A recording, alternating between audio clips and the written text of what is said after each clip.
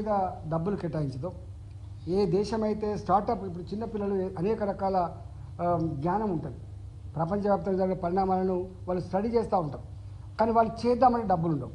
ఇవాళ స్టార్టప్ల కోసం నీకు తెలివి ఉంటే ప్రభుత్వం నేను నిలుస్తుంది, దీని మీద రీసెర్చ్ చేయి, నీ మేధస్తో ఈ దేశానికి ఏమైనా కొత్తదనం అందించమని చెప్పే గొప్ప సంకల్పమే స్టార్టప్లకు సపోర్ట్. ఆ స్టార్టప్ల కోసం ఇవాళ వేల కోట్ల రూపాయలు బడ్జెట్లో పెట్టడం మొట్టమొదటిసారిగా నిజంగా ఇది అభినందనీయం.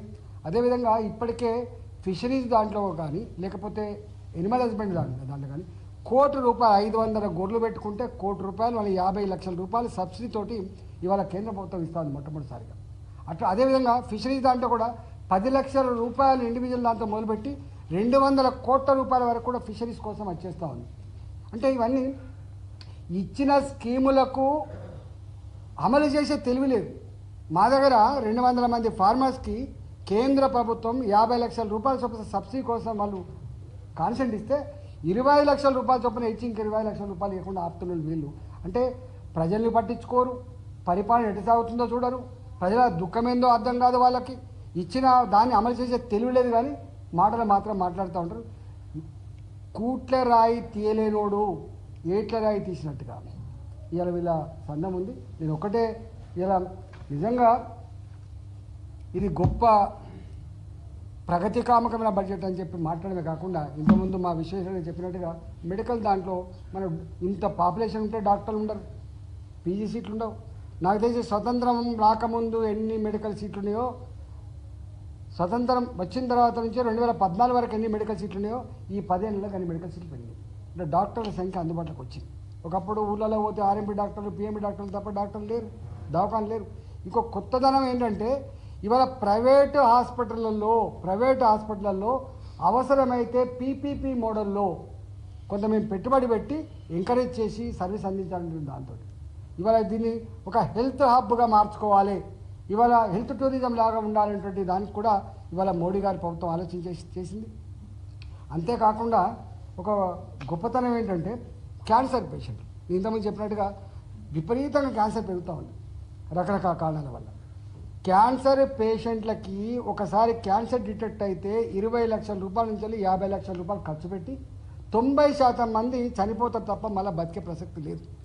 విస్ట్రల్ ఆర్గాన్స్కి వచ్చే క్యాన్సర్లు కావచ్చు, ఇవాళ స్త్రీలకు వచ్చేటువంటి అనేక రకాల క్యాన్సర్లు కావచ్చు, డబ్బులు తగలబెట్టి కూడా 20 లక్షలు 30 లక్షలు ఖర్చు పెట్టి కూడా మనిషిని పోగొట్టుకొని ఏడుస్తూ ఉన్న పరిస్థితి చూస్తూ ఉన్నాం. కాబట్టి ఒకసారి ఒక కుటుంబంలో మధ్యతరగతి కుటుంబంలో కానీ లోవర్ క్లాస్ కుటుంబంలో క్యాన్సర్ అయితే ఆ కుటుంబం మళ్ళీ ఆర్థికంగా కోలుకునేటువంటి ఆస్కారం లేదు. కాబట్టి వాళ్ళు కొంత వెసులుబాటు కల్పించాలని చెప్పి ఇప్పటికే 36 లైఫ్ సేవింగ్ డ్రగ్స్ మీదే కాకుండా మళ్ళీ ఒక 6 అదనంగా క్యాన్సర్ ట్రీట్మెంట్లో ఉపయోగపడేటువంటి వాళ్ళందరూ కూడా ట్యాక్స్ ఎగ్జెంప్షన్ ఇచ్చి క్యాన్సర్ పేషెంట్ని ఆదుకోవాలి, లైఫ్ సేవింగ్ డ్రగ్స్ ఇచ్చి ఇలా పేషెంట్ని ఆదుకోవాలి, సపోర్ట్ చేయాలనేటువంటి గొప్ప ప్రయత్నం చేస్తూ ఉంది.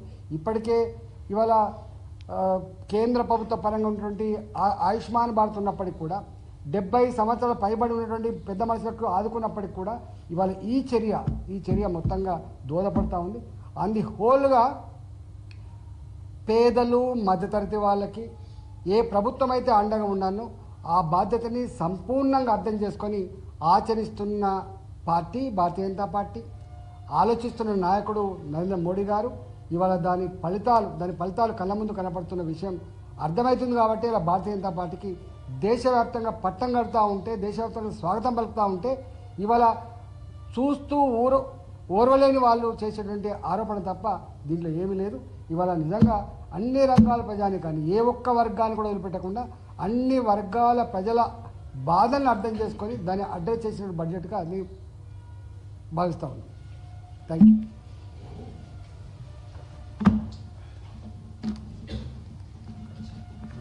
చూడండి, తెలంగాణలో రైల్వే ప్రాజెక్టులు ఉన్నాయి.